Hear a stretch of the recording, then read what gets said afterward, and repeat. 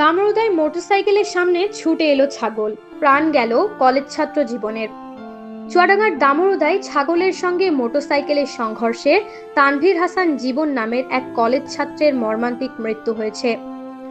আজ রোববার ২৬ অক্টোবর দুপুর ২টার দিকে উপজেলার পারকৃষ্ণপুর মদনা গ্রামের কাউন্সিল মোড়ে এই দুর্ঘটনা ঘটে।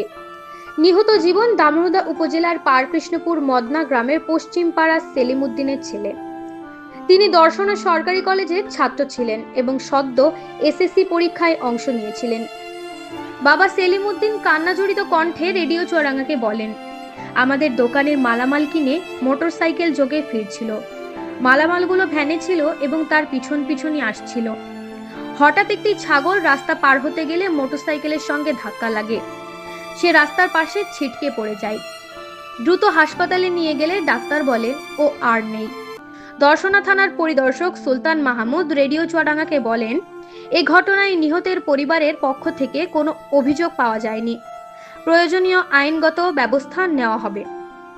নুসরাত জাহান মৌলি, রেডিও চুয়াডাঙ্গা ডেস্ক।